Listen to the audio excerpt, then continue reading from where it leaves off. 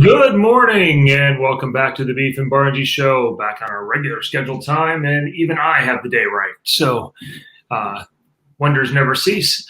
I am joined by internet personality and the voice of the show, the brains of the show, and now the looks of the show, Lean Beef Stew. Oh boy, we're in real trouble if that's truly the case. So what's been happening this week? Well, for me, actually, a little bit of recoup time. Hand was a little beat up. It's been a minute since I bowled. I look back at it and I went, well, I bowled like 90 some competitive games in 2 weeks, and really, I mean, once upon a time that didn't seem like that much. And then I started adding up all the practice sessions in my head, and the Masters was 15 minutes, a squad for 6 matches plus the qualifying squad. So that was nine there. So that was 2 hours and 15 minutes. The hour and a half practice session ahead of time, the 6-hour U.S. Open practice session, which I practiced about 4 to 4.5 of, and then all the half-hour practice sessions before the 7 squads we bowled there. By the time I added it all up, it turned out I was way closer to about 140 or 50 than I was 90, and then it made way more sense why I felt like I was 102. Yeah, we both get caught in the just continuing to bowl in those practices. It's what we do. I told myself I wasn't going to do that, and I didn't, and I felt like I did better for doing that. I still didn't make the cut the US Open, but at least I had a better idea of what I was doing. That might have been because we just bowled on fresh the whole time, so it was completely irrelevant. Yeah, I think that helped. And, actually rooming with Martin Larson, we talked about a little bit ahead of time too, and him being a slightly not as veteran player as me, but also being conscious with injuries of not overdoing it. We developed a little bit of a strategy that we kind of held each other to a little bit to keep us from being too much. When we went to the practice bay, we basically didn't bowl. So that time to look around and try and observe and get a little smarter by watching other people, what looked right and what didn't look right, and learn from them. Yeah, you definitely looked out there. You got your roommate with the lower rev rate, who's also a good bowler, to bowl in the same lane as you for the tournament. I'm telling you, it might be one of the first times ever that the U.S. Open wasn't a Pro-Am. So, pitch and win. That's actually, I was the AM. That's kind of where we got into, and I didn't know. Is that a bit like the old thing with the poker table? If you don't realize you're the fish, yeah, exactly. You can't figure out who the fish is. Who the worst player is, then it's you.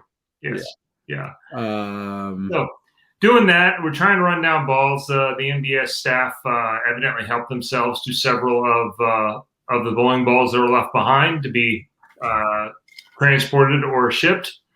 Mine was conveniently in my bag, and so it made it a lot easier for them to just wheel it out of there, I guess. So not so happy about that. Spent some time this week doing that. The USBC has been very helpful trying to track that stuff down, but building men are those employees, and nobody really knows them very well. So I'm not hopeful there, as usual. Bowling balls seem to disappear a lot. But I had kind of the same thing. Getting ready for Clearwater. Yeah, sorry about that. Yeah, I had kind of the same thing, except mine were a little bit more this century, so it didn't really matter much to me. I have a couple of gems I'd like to have back, but yeah, it also makes it a little easier for you to track yours. I mean, I guess I could say, hey, I've got a Zen that went missing. It's got a huge gouge in the side of it. That might narrow it down a little bit. Yeah, there you go. There you go. Well, we might need to. I might be getting in touch with this. I'm going to find out who the random guy is. But yeah, there's certainly some guys that help themselves to balls that weren't supposed to be helping themselves to balls. So I don't think they care. No, I think this is and to be honest, the guys who picked them up are probably the guys controlling the cameras, so it's probably not helpful. Yeah. Yeah. No. No. Although we did have Simon says he'll do some looking. Yeah, he's looking for a DCT and a Booyah. Yeah, those aren't. And I did such stellar work on the plug on the DCT that the plug cutter did it. It's very identifiable that it did plug work. Yeah. I did meet Basilio at university over the weekend, and he put a face pounding on my kids. He shot 770 the first three, and moving pairs, which can be a little tricky there.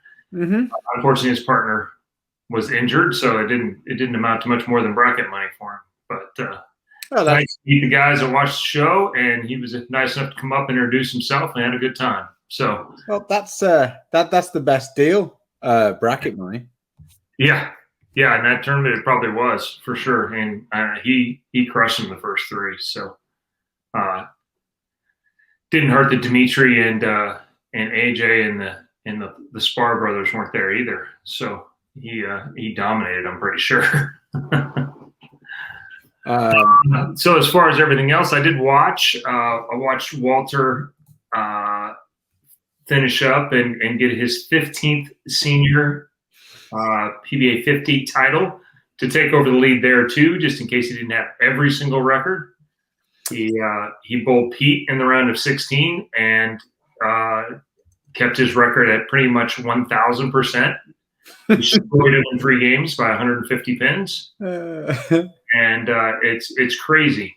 It's just Pete had it. He was the leading qualifier, and Walter just thumped him, and it's just crazy how much dominance he has over him, and basically it's almost the difference in their careers, actually. Although that and the 17 player of the years versus none. But yeah, it was kind of interesting. I started thinking whether I'd won the high game part in league as many times as Walter Ray's won a PBA tournament, and I'm not sure I have. So they got him at like 120 or something ridiculous total wins with regionals and everything else. I was just like, oh, okay.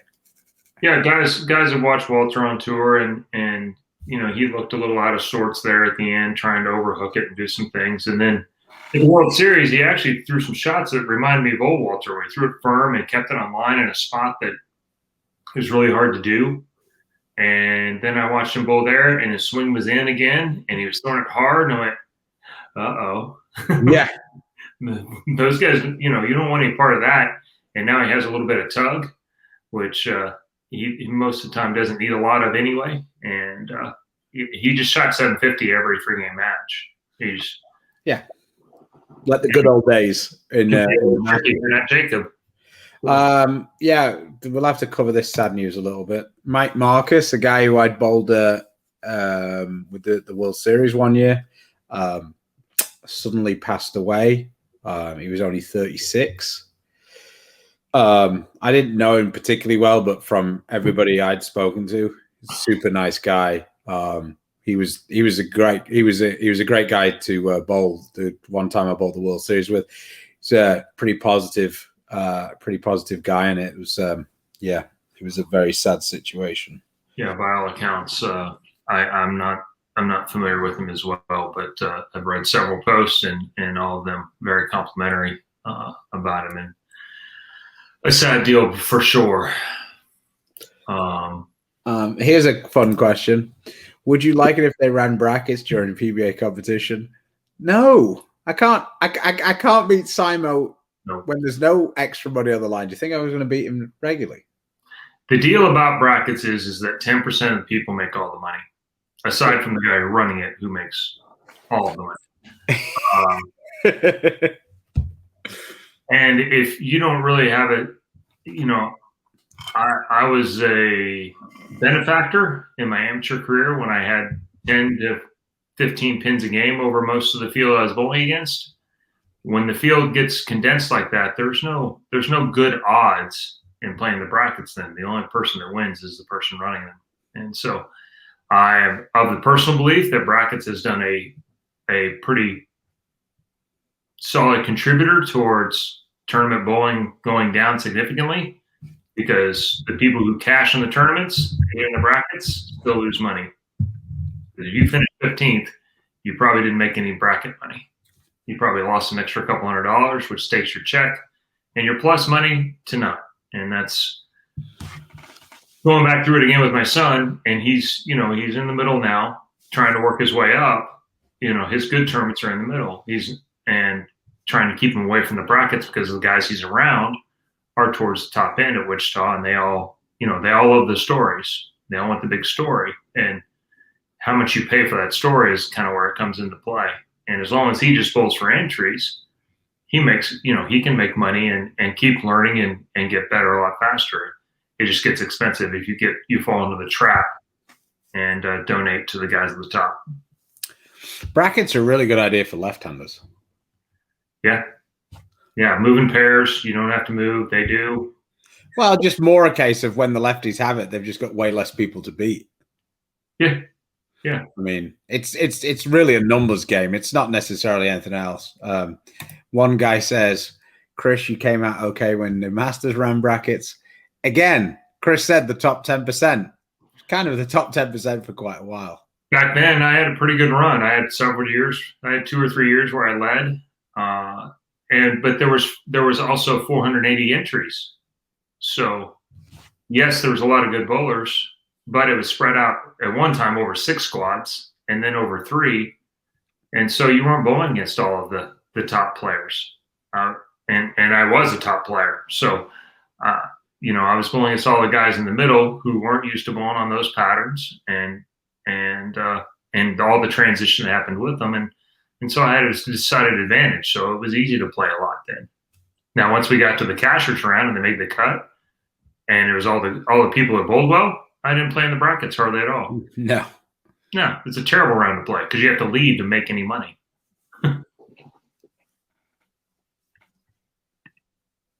And there it is. That's a guy of experience. That's what killed the World Team Challenges.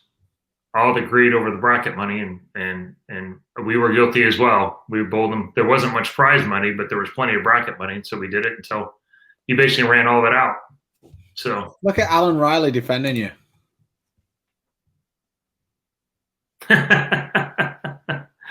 Well, I'm not sure he looked at the standings, but I'm not in the top 10% of the standings anymore. You were the last 2 events. Well, no. I got closer to it, but 16th wouldn't have got me much money. Certainly not in the last 2 rounds of match play where they averaged 240. My distinction was I was the highest finishing non-urethane thrower. That just makes you an idiot. That doesn't make me smart. That just they S-scented for stupid next to my name. We talked about that last night because I talked with my wife and she goes, and Ryan, and he wants to know, why didn't you throw urethane? I said, well, because at this stage, what I want is to make shows, and I had too many people to pass, and the only way it was really going to happen is if I could do something that they weren't doing and do it better. And so I took a swing with with resin. It cost me about 3 spots probably. Yeah. So instead of 13th, I was 16th. Yeah. But they averaged so much. Even Belmo averaged. He shot 300 something over and lost pins to the show. Yeah, it was insane watching it. No room to move. I honestly think it was almost the exact opposite of the first few weeks the Excalibur came out, because I can imagine that there was a bunch of guys who were reluctant to throw it, and everybody who was throwing it was going, "Look at these schmucks using those urethane balls. What are they doing?" The same guys were thinking that when they came to the pair, there was a guy. Look at this guy. This guy wants to use reactive. Sweet. What a schmuck. Yeah. I remember the first time we bowled against the Koreans. It was in Thailand. Not the first time we bowled against them, but it's Thailand, 44-foot pattern, whatever it was. And I'm throwing charcoal. And these guys are throwing urethane. And I just chuckled when the day started. Like, you're not beating me throwing that thing. I don't care how good you are with it. I qualified second. They qualified third. He bowled me in the semifinal.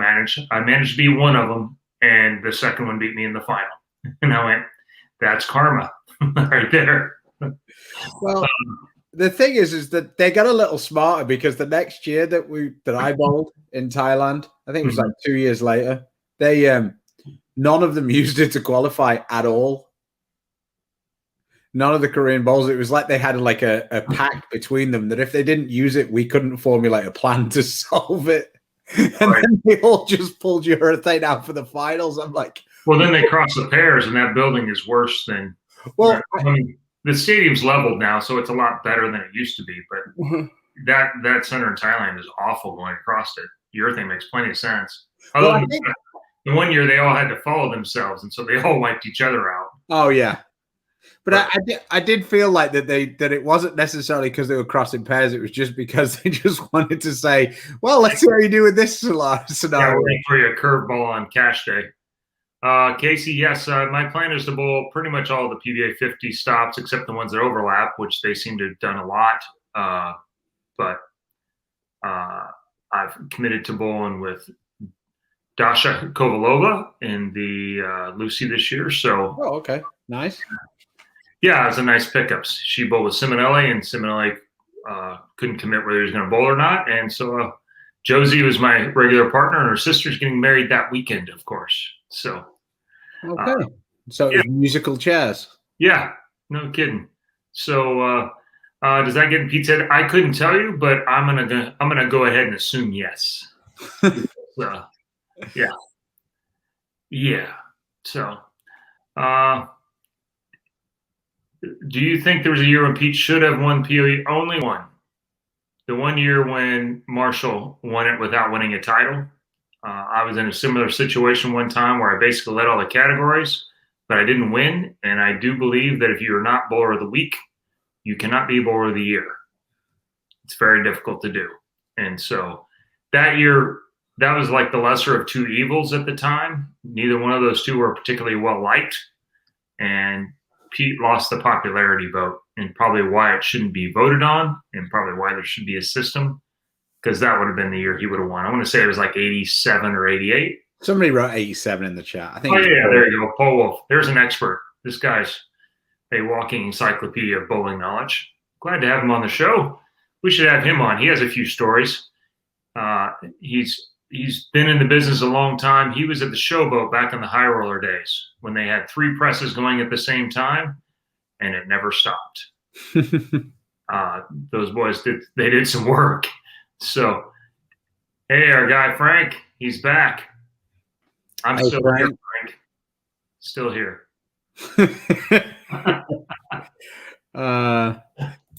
Thanks, Lee, for the shout out. Here's an interesting question. What are your thoughts about PBA members maintaining a 190 average? He means during the PBA events. Yeah, during the PBA events itself. Actually, and Stu and I have talked about this a little bit. I'm not so sure that for national events and things like the U.S. Open and the Masters that the qualifying average shouldn't be a little higher than it is. Because 200 doesn't do you any service to go out there and bowl on things that are really hard. I think the only thing that he's talking about is during the actual tournaments. Like, because you could have a 220 average and struggle to average 190 on the tour at times. Yeah. Pretty easily. I don't have an issue with that because there is a learning curve and there's some other things that can go into that with. Yeah. And honestly, somebody averaging 190 is not that much of a problem.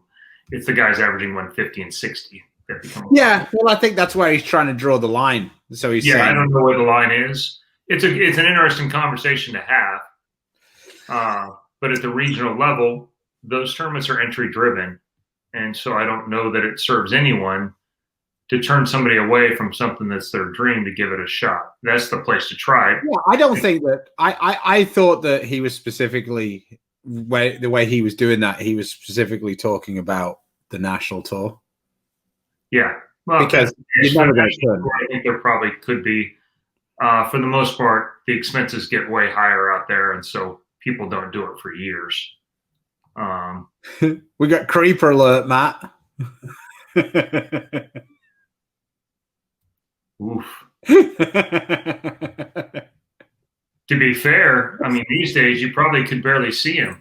Oh my God. I tell you what, Rito really wasn't pleasant to me. I went on the scales. It wasn't a good week. No, it was a tough week. The 12,000 steps a day didn't help very much. It didn't cover it up. No. Well, Bruise Brothers is very tasty, but not necessarily. It doesn't make the keto diet. Yeah, it was the fact that we got home and like there was like you could either have a piece of cake or a pizza was pretty much the two options every night. That wasn't great. I'm bowling. Let me have a look. The early in May, one of the first days actually. So I'm going to go historic. I'm going to lead from start to finish. We are bowling the 4th and 5th of May. I'm going to take one of those. I kind of want to shoot a really average score and take a picture of me on the leaderboard like all the toes do. Like, just like, you know, like. Yeah. My man Carlton. Always like talking to him. SIBO. Never-ending learning process. This is a good question. So I'll let you go first. What's the best learning experience you guys had that turned into a gem? Really open-ended. It's kind of a tough one, but okay. Yeah, I think the best thing that I ever did was deciding to play the tour trials, and Benoit invited me out the week before. There you go. So I turned that into a career. Yeah, there's been a few for me. I mean, one, I was very lucky that I got signed on to Brunswick, basically because Steve Hoskins wrecked the Brunswick staff the last half of the year. And they had a bunch of Hall of Famers, but not a lot of guys with a high rev rate. And so I ended up on the staff. Art McKee and Rick Benoit were the two ball reps. Art got all the superstars, and Rick got the rest of the scrubs. And Rick helped me really understand how to see lanes in a different way. And so between his approach and my approach, that had a lot to do with how I got better out there and how and that kind of thing. And then probably the next thing that was just being really accountable. And I wasn't on TV for quite a while with how that was going on. It was bad luck, guys look good, blah, blah, blah. And I didn't really take ownership of the fact that I was making some shots in the middle of the game that were costing me chances at winning a lot. And Mark Baker finally, he picked out a spot where some things were happening. I got to address it. And from then on, my winning percentage on TV more closely matched my winning percentage to get to TV. And, you're never going to win all of them, but at least I felt like if I had a chance, it was going to go the right way versus, when's the sky going to fall next?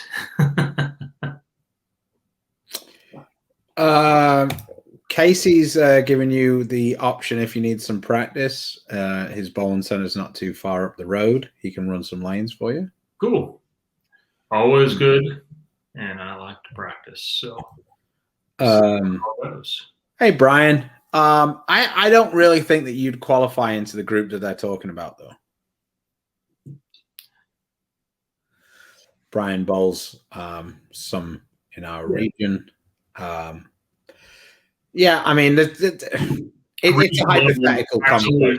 Yeah. What's that? Go ahead. I was just saying that was a hypothetical idea anyway. So, if you got hurt and you were throwing it, I'm pretty over the time. Like, I mean, it's not very often we bowl on the US Open or the mat. Like that's the new thing that I've got to start saying.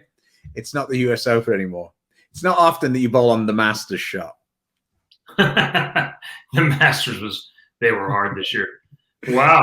Being a guy whose status has been upgraded a little bit. I mean, this is Chris Vai's dad. So yeah, father of a major champion now. Yeah, it's not even the cookie maker's wife or a husband. Yeah. It's he's got all kinds of status now. Sean Michaels says, no, we won't. No. The playoffs didn't go down far enough for me. No. Either one of us. It would have had to go down. It would have been helpful had I done anything the first few, but yeah. I did not. Samesies. Jay, oh, sorry. Go ahead. I was just going to say, this is a whole show in itself. No, I do not think they're becoming overly strict. Honestly, from a tour standpoint and from a ball limit standpoint, if we're going to have both, they could have been way more than that. Wild West, baby. Wild West. You what? The Wild West, baby. Yeah. It's just. I wasn't a big fan of the balance holes. I felt like it was the definition of deck chair off the back of the Titanic. Yeah, it was like Raging the RG's like 0.3. Yeah. I thought that was 0.03 as well, wasn't it? 0.03, yes. 0.3 would have actually been pretty significant. Yeah, that would have been nice. We'd have had a bunch of tracer bullets. We'd had a bunch of pancakes again. 2.78.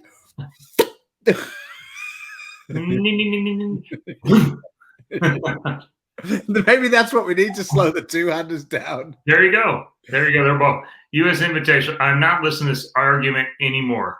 It's ridiculous. Anyone can qualify. Only 56 people showed up to bowl the qualifier. 50 of them got in, give or take. Yeah, it's not. If you didn't show up, that's on you. Anybody can get in this tournament. It is 1,000 times easier to get in than any other sports major championship. Yeah. And there is no one in that field that didn't earn their spot in that field. Actually, that's way easier to get in than the World Series. Miles. Because for the World Series, you need to have a PBA Tour card. Right. So, just bring back the soaker. Well,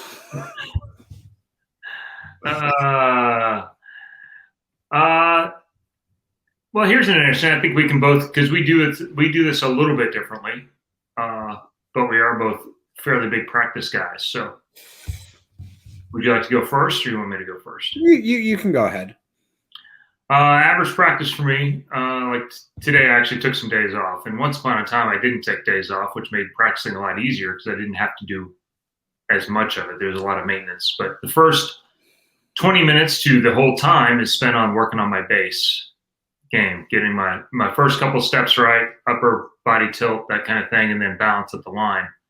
And as I've been working on lately, is getting my legs active again and back underneath me, which I think was the biggest thing the last couple of weeks. After that, then we go to taking the same ball and making it do different things, speed changes and rotation changes. And then the last part, as I get done the last couple of days before I leave, is adding in the arsenal to make sure where they fit together and that they're not overlapping too much. So, no one-step drills? The only time I've ever done one-step drills is when I knew I was bowling Tony Reyes in the skills challenge. I've never known how, God bless Tony, but I've never known how a drill could become a skills shot. I don't know. But it's San Jose State thing, because Linda did a bunch of them too, and she's great at it too. I mean, Tony threw it at like normal speed. Yeah. I didn't even know that was a thing. I'd never done it before until I watched him do it. No, it's I just played sports, so I just walked up there and it worked. But I'm sure it's useful. For me, it really depends. Like my practice sessions, yeah. Okay, Linda. Yay, Linda Nori! Yay! Too fair. It was pretty effective for him. Fantastic. I mean, he was good. But again, not skilled. That would be like, hey, you've got to eat a piece of cake before you throw a strike. It's not really a trick shot, is it? So anyway, in terms of my practices, it really depends on what I've been doing and what I'm struggling with and whatever else. And if I'm trying to if I'm trying to add a skill, I'm very much like I beat that dead horse to death until I can feel like I'm starting to feel it. So like if I want to suddenly, I watch a guy doing something that I kind of want to figure out how to do that, then it'll be an everyday thing, like a couple of hours a day, like really trying to add that skill in. Yeah, I think that's really interesting too. How do you add a skill?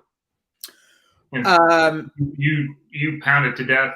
I work on it in pieces and then see if I can go back and do it. And if I can go to it, then I know it's pretty close. Yeah. I mean, I do that after I've kind of got it like in my mind exactly what I want to what I want to do. You can nail it in for sure. Yeah. And then but like on top of that, like now I bowl at a bowling center at Mel's that has the, select a shot thing. Mm-hmm. So if I'm feeling like I can't make a spare to save my life, then I do that a little bit. I'm not really a big fan of the whole, like I'll do that for like the baby split or the 3-6-10 or the 2-10. I'll never do that for single pins. I think it's the most pointless thing in the world because everybody in the world can spare a single pin. To me, it isn't technique. It's the whole process of you leave it and then you get up and shoot it. That's the reason why you miss it. You don't miss it because you've got bad, like 99% of the world doesn't miss it. Like professional bowlers don't miss it because they've got a bad technique because they can always spare it. It's because they do something in their mind. Like 90% of the time that me or you miss a single pin, it's because we are thinking about something else as we go up to shoot the pin. It isn't because oh man, I need to practice that more. No, I need to work my process all the way through. Exactly. And that's very important the strike is we just tend to minimize it because you make 95% of them and then you get lazy. This is a little bit funny. This is kind of based off of a Facebook question about rotation changes. What's that? And why people throw urethane so much on the fresh. Yeah, mostly because they can't. Because if they could, they wouldn't need to. Here's one of my friends from Phoenix.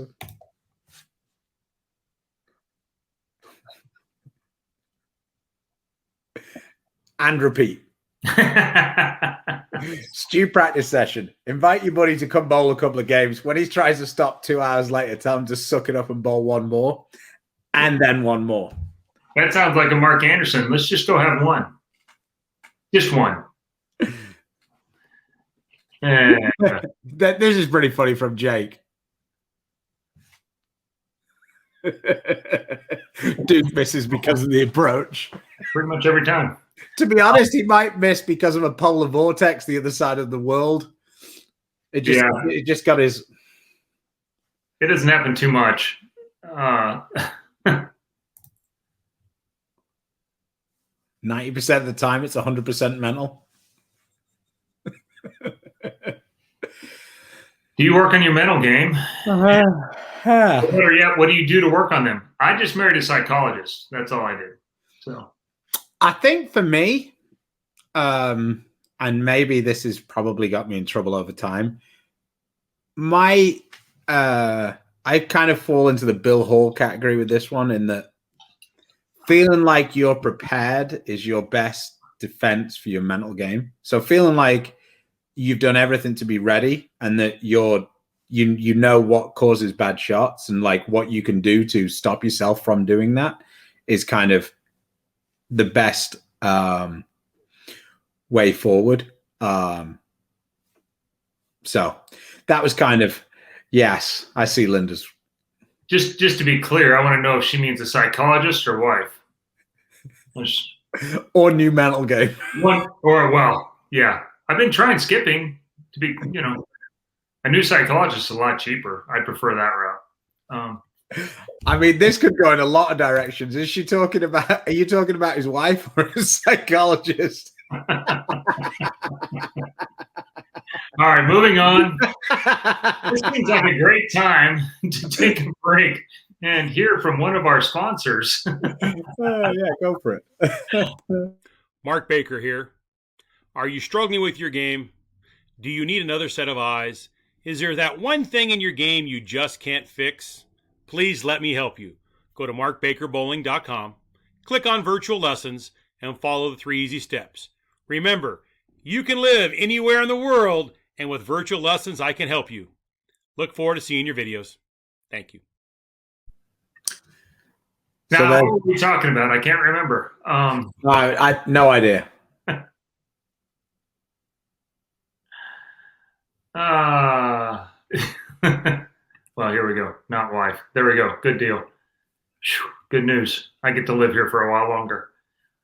This is my sister. So hello, guys. As kids, Chris's advice to me was always practice, but he never explained how or what. So I just ended up practicing the same old bad habits, get frustrated, and quit. To be fair, I didn't know what I was doing either. So listen to me, what it does. As you pretty much figured out through the rest of life. So that is kind of the problem with sometimes with practice. It just, whatever you're doing, it ingrains it. So that's one of the main things about having a coach and not being afraid to videotape yourself now and again, because you can develop bad habits that you don't even really know you're doing. And sometimes, like what happened with me, some of the things that you do, you think are the right thing that actually end up screwing you, but you didn't realize that. And you're actually emphasizing doing them. So that makes it even harder to get out of. And that was one thing that I spoke with Mark about with my back foot and trying to keep it down. And that was actually causing me more issues than if it was flying up. So, it's just practice just ingrains what you're doing. So if you're doing the wrong thing, it can make it harder to get out of doing the wrong thing. So that's a very good point. Sometimes that's the best thing about even taking just one lesson is just knowing what to practice. It can make such a big difference to have one thing to work on anywhere. Versus he did well, and he made it even seem like it was part of the show.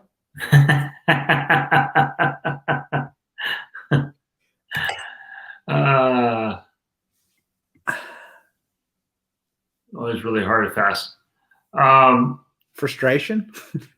No. Well, the thing is, because there is so much energy caught up in release and developing rotation.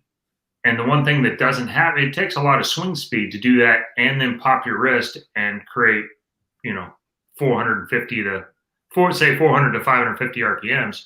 Well, at spares, none of that happens. So all that swing speed gets translated directly into ball speed. And then the ball does not slow down either, which it normally slows down 3 to 4, about 3 miles per hour as it goes down the lane, and spare balls don't. And so it's really just straight. It goes faster because it doesn't slow down. And because there's no action at the bottom of the swing, that also ends up being an average of probably about 2 miles an hour faster, unless you're Oscu and you go from 2 hands to 1, and then it, 2 fingers. Yeah, you get an extra 2 feet of swing plus Hulk strength, and then it equals like 10 miles an hour faster. My man was shooting the super washout with just 2 fingers this week. He was sparing it quite a lot as well. Any tips for bowling at Highland League tonight? Don't get that far left too fast because the lanes break down really quick there. If you can play like slightly cleaner balls, I think work better at Highland, and the straight you can go, the better usually. Service has been around there for a minute, so yeah. I mean, they're pretty easy. It's just you can make them pretty difficult even by bowling pretty well the first game, if that makes sense. Like if you start in the wrong spot, it can be fine, and then it's not very quickly. Although we did that last night at Mel's, Tuesday night at Mel's, front 8 for 650. Woo! Let's go!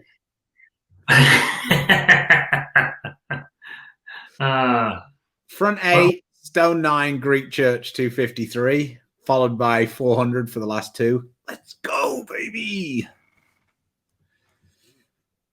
Here we go. Here's a Chris Barnes question, if ever there was one, from Rory. On a fresh pattern, not knowing the pattern type, you get 5 warm-up shots to learn the pattern. What's your strategy to get set up on the pattern? Well, this is what I do. So you haven't, especially if you're bowling on sport patterns. If not, then whatever your earliest rolling ball of the bunch is, and you basically lay it down as close to 5 as possible and play up 5 and find out whether it goes.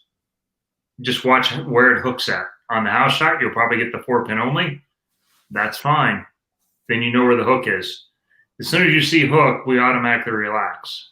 But if you throw it up 5 and it doesn't get to the pocket, and you've already thrown your earliest rolling ball, then you know that you need to move your break point and everything to see in. So the lane basically hooks in 2 spots, the gutter if the lane man lets it, and 8 to 12, 13, because that's where all the friction of the track is. And so that's where the surface friction is. So in general, on the right, that's 2 places. If you're on the left, the gutter's going to hook, so you're fine. My wife wants to let everybody know that was 50 less than she shot. She gave a little fig there. There you go.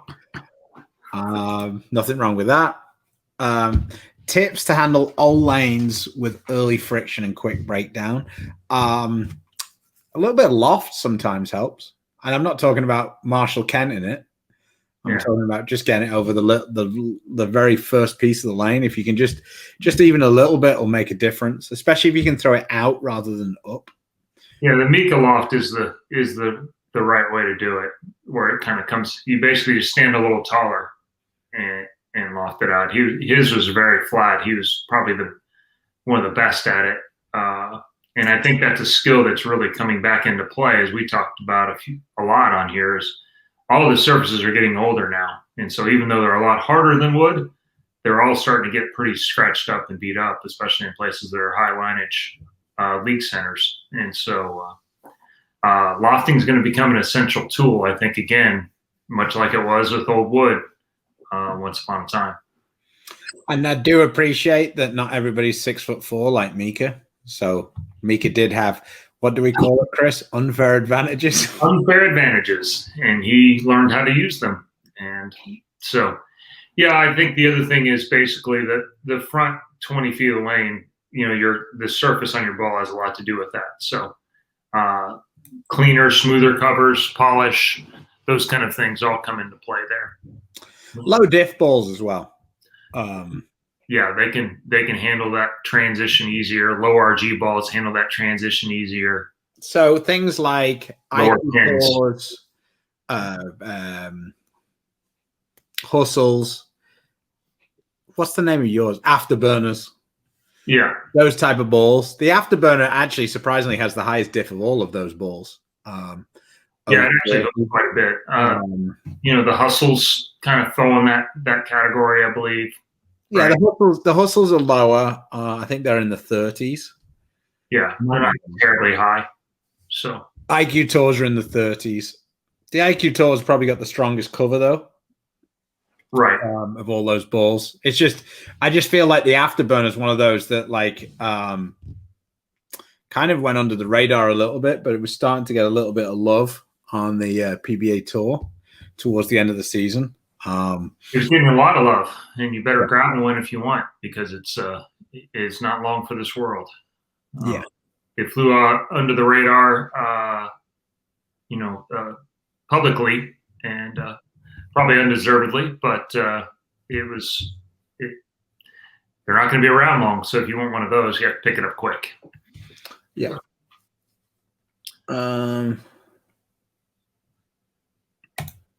He's talking about the IQ tour. Yep. 029.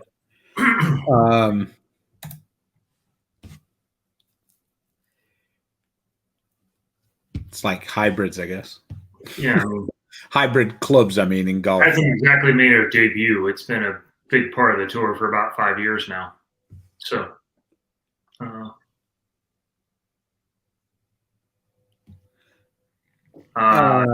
that's there you go. Yeah. Yeah.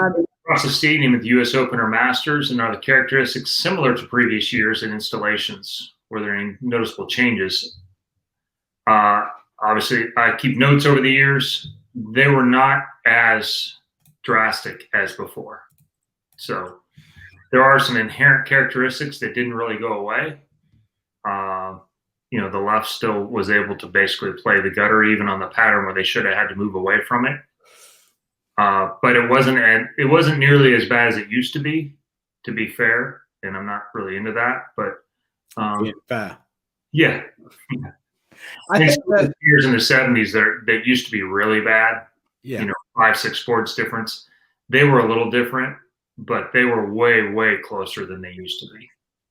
And as a matter of fact, some guys really got a lot of score up in the 60s, which used to be a little bit of everything. There's a couple of good pairs and some bad ones. But even in the 70s, guys were getting good scores up there. And that was always you had to survive those pairs if you hit them because they were always so bad. Two things that I noticed from it. There was way less difference in the US Open because there was a huge difference from the practice pairs to the regular pairs if you were using reactive. Yeah. With urethane, which was used a lot, the differences were way less. But I haven't really used urethane that much in Reno before.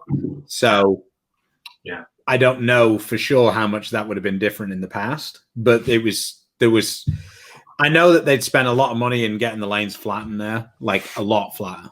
And if you looked over the books that we got, they were almost irrelevant most of the time because I greens and yellows and light blues. It wasn't like maroon and navy, where it's been a few other places. The tolerances were very low, and I caught my crosses from the first 2 times around and wrote down my notes because we can't keep our phone, which is where I keep all my notes on. Mm-hmm.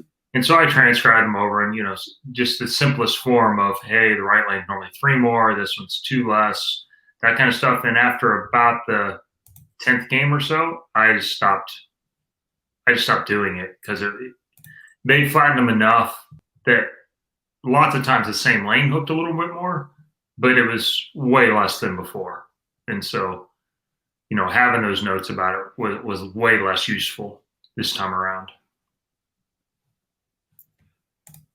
Yeah, and like I say, at the Masters, we were going from the low end to from the high end to the low end. And for me, in the Masters, that was a huge difference. Like, I felt like a lot of the time when I was playing at the higher end, I was really just trying to tread water because the scoring pace was pretty low. And then when I made the transition down to the low end, that's when I knew I was, hitting the go button. And like, it was much easier for me to move left and hook it down that end because the back end was still much more consistent. We didn't use those lanes for the Masters at all, for the US Open at all, because the TV show was built. That was just the practice pairs. And I think that was the biggest difference always. And it was still a big difference going from like the 60s or even the high 50s down to like 3, 4, 5, 6.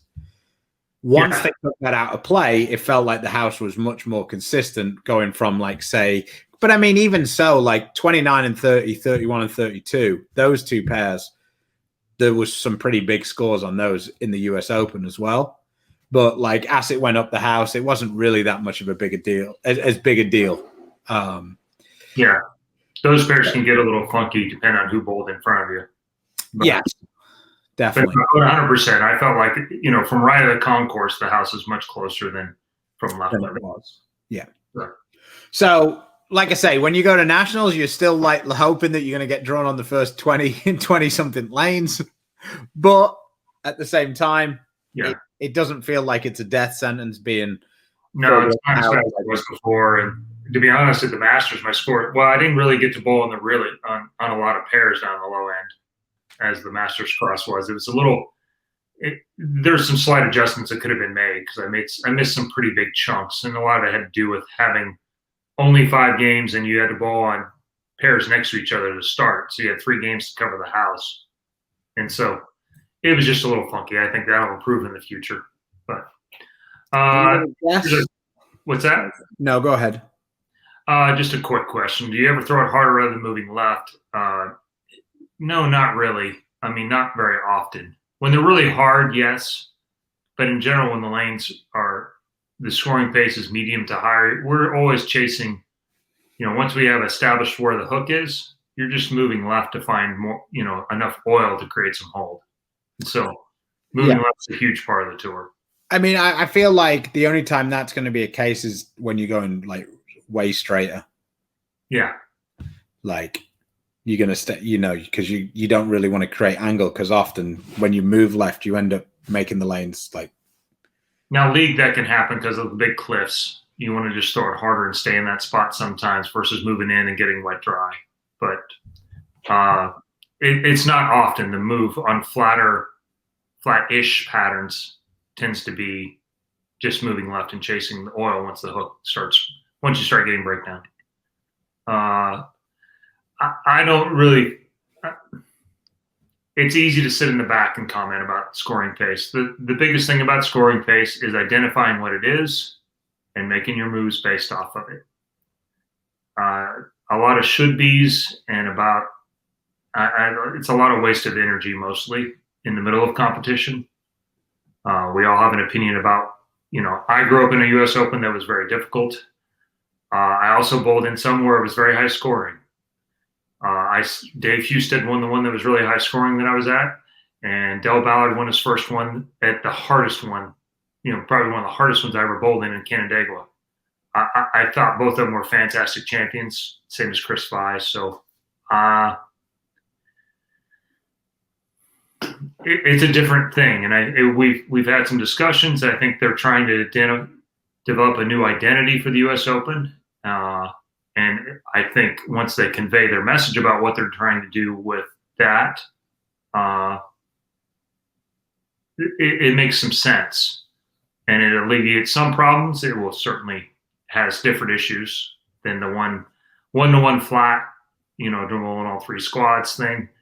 Right or wrong is fair. The impossible unicorn, I think they're trying to do what's best as they can for the field. That might be the next T-shirt. Fuck fair. This is more of the same. Yeah, you go ahead. It's why. Well, why is because everybody's trying to please multiple options. And would I prefer to goes back the way it was? I don't really care. I guess I would, but at the same time, I just prefer that we bowled for a shit ton of money. So if we had to bowl 8 frame games, I wouldn't give a shit, to be honest. So whatever. Like there's plenty of things I don't like. Not bowling for very much money is high on the list, though. Yeah, bowling for big prize funds fixes a lot of things. Yeah, and that's what I said to Tom a long time ago. The best way for you to have a lot of friends is for us to bowl for way more money.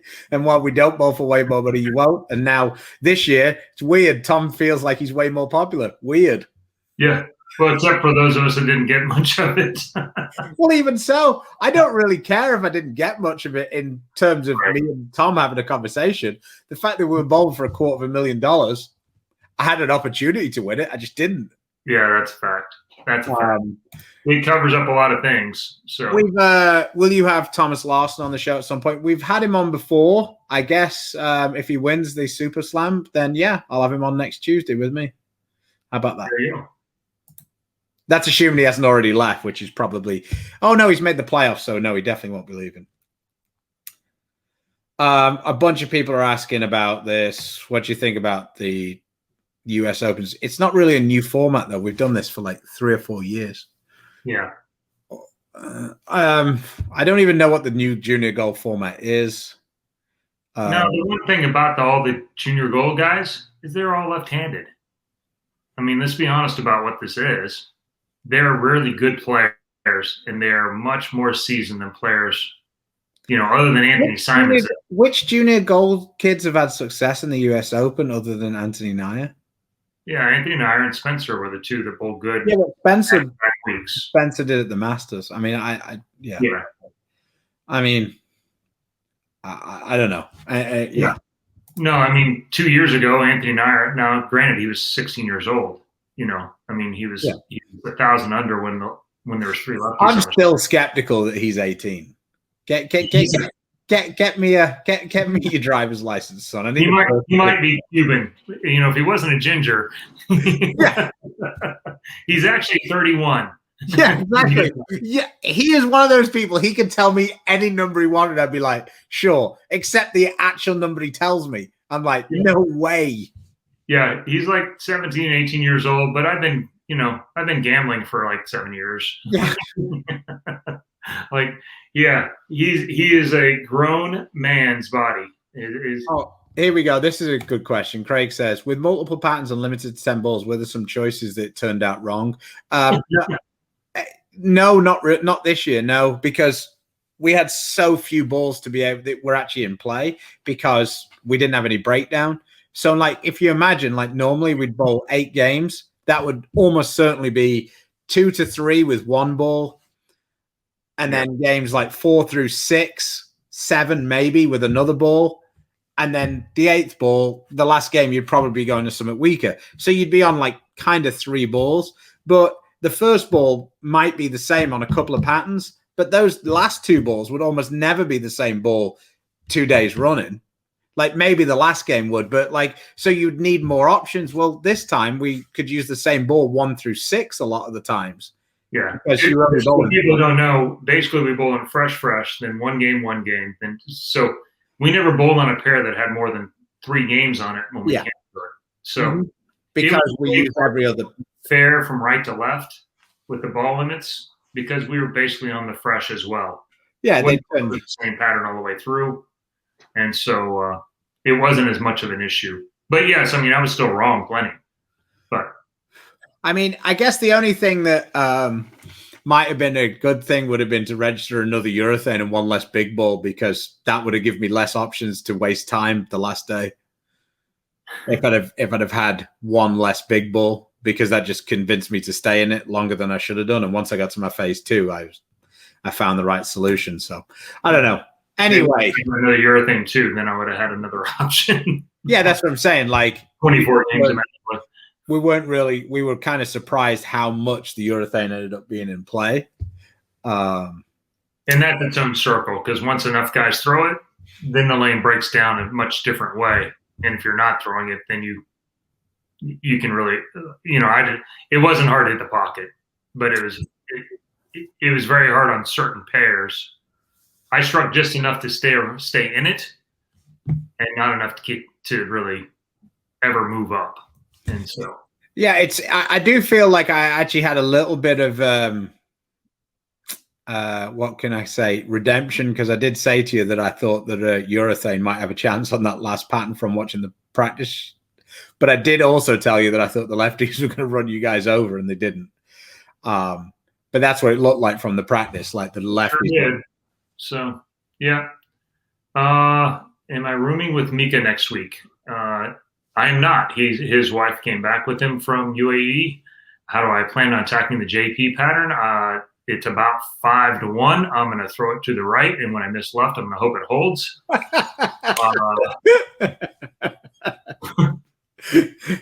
Doherty's got a question for you. Uh-oh.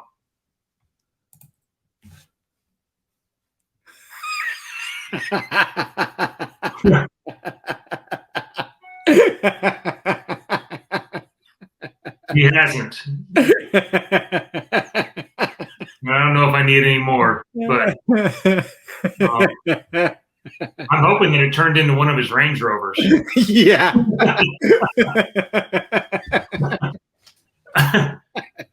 Or you could have taken that party bus. That would have been okay.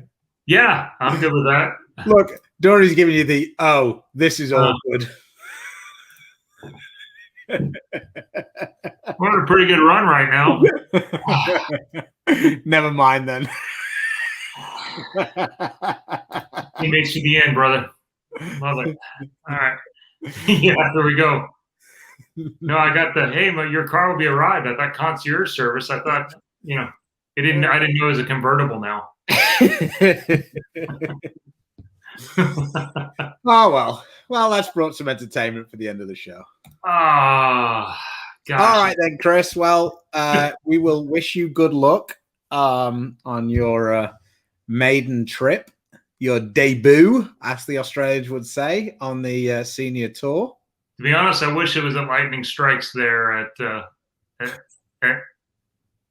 Mr. Eddie's place. there, and I'd have liked to kicked off my PBA 50 career there. That he's a wonderful host, probably the best food of any bowling center I've been in a long time, and it didn't hurt. We had a little success there before. Doherty probably won the $5,000 tournament, so he did not. He did not. Huh. He lost in the semi-final. The guy running it last time, Dave. Yeah, he won. Stouffer. Yeah. Stouffer. Yeah, he was the one who won. My wife is getting a little frustrated because I haven't hung up the new chalkboard. Dude, well, you're right on it. She's the brains of that thing, right? So yeah, dude, where's my board? Might have been the.